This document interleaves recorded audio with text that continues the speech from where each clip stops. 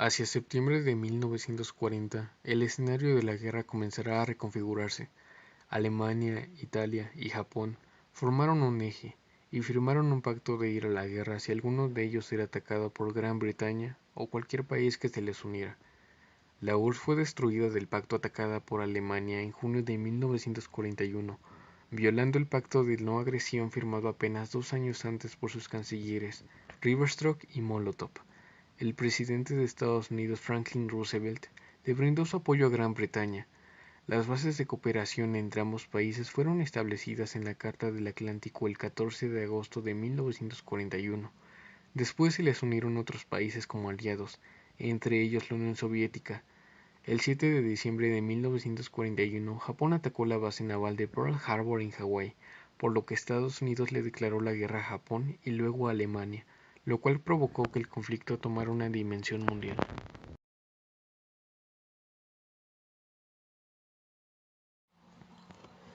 México mostraba desde antes de la guerra una política antifascista opuesta a los gobiernos italiano y alemán, y había recibido refugiados de la Guerra Civil Española.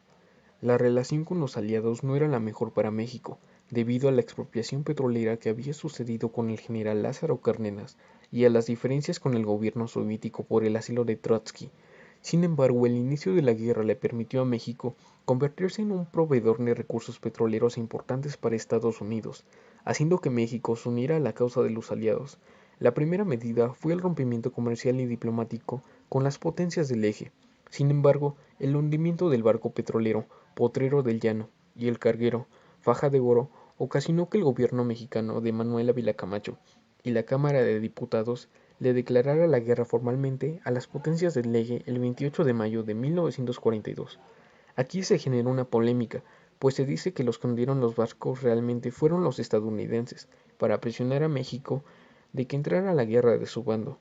El general Lázaro Cárdenas fue nombrado secretario de la Defensa Nacional y encargado de defender las costas del Pacífico ante cualquier ataque de las potencias del eje y evitar cualquier intervención de tropas extranjeras, fueran aliadas o del eje.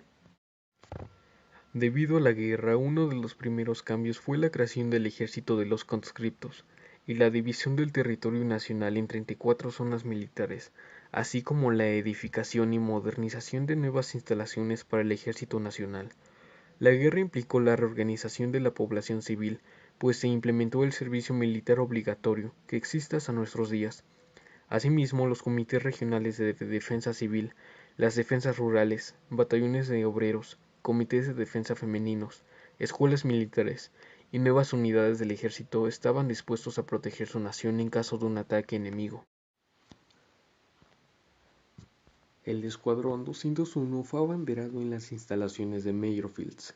El entonces secretario de Defensa General de División, Francisco L. Urquizo, quien asistió con la representación presidencial y acompañado de altos mandos del Ejército y Fuerza Aérea de ambos países, encabezó la ceremonia de entrega de bandera nacional, a la que a partir de ese día quedó constituida como la Fuerza Aérea Expedicionaria Mexicana. Como comandante de la recién Fuerza Aérea quedó designado el coronel Antonio Cárdenas Rodríguez, mientras que el comandante del Escuadrón de Pelea 201 fue el capitán Radamés Gaxiola Andrade.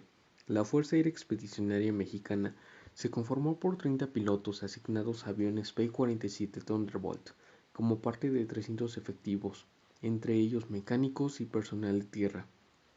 Los miembros del Escuadrón 201 sabían que se enfrentarían a un enemigo terriblemente poderoso. Como prueba de ello, tenemos el testimonio del veterano Fernando Navamosa, quien contó que durante un viaje, un cocinero estadounidense les dijo "Too young to die", porque sabían que los japoneses eran un enemigo demasiado poderoso y fuerte. Nava creía que no les esperaba otra cosa más que la muerte. Las águilas aztecas y su símbolo Pancho Pistolas lucharon en Filipinas en las batallas de Luzón y Formosa. En 96 misiones de combate, 4 pilotos perdieron la vida. Al Escuadrón 201 se le atribuyen cerca de 30.000 bajas japonesas. Por otra parte, muchos otros mexicanos participaron como soldados en el ejército de Estados Unidos. Debido a la paralización de las actividades económicas, aumentó la demanda de productos de primera necesidad en Europa y Estados Unidos, por lo que el país tuvo que aumentar el número de sus exportaciones, acrecentando el nivel de ingreso nacional. El gobierno impulsó el sector agropecuario, el sector industrial para estimular la actividad económica. El sector manufacturero mexicano aumentó de su demanda un 79% y el crecimiento en el mercado interno del 30%. Entre 1940 y 1960, el Producto Interno Bruto del país creció de 21.700 millones a 74.300 millones de pesos, lo que representó un incremento anual del 6.4%.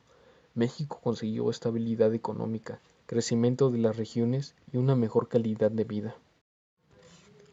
El conflicto terminó en agosto de 1945, con la rendición de Japón tras sufrir el ataque con las bombas nucleares Little Boy y Fat Man en las ciudades de Hiroshima y Nagasaki, por parte de las fuerzas estadounidenses y la previa rendición de Alemania e Italia.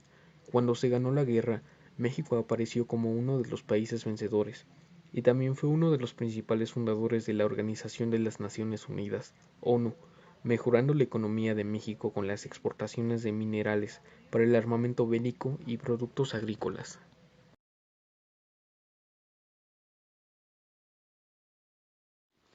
México durante la Segunda Guerra Mundial tenía una perspectiva de un país subdesarrollado, tristemente gracias a la mala organización de gobiernos anteriores y a la falta de orden en la población.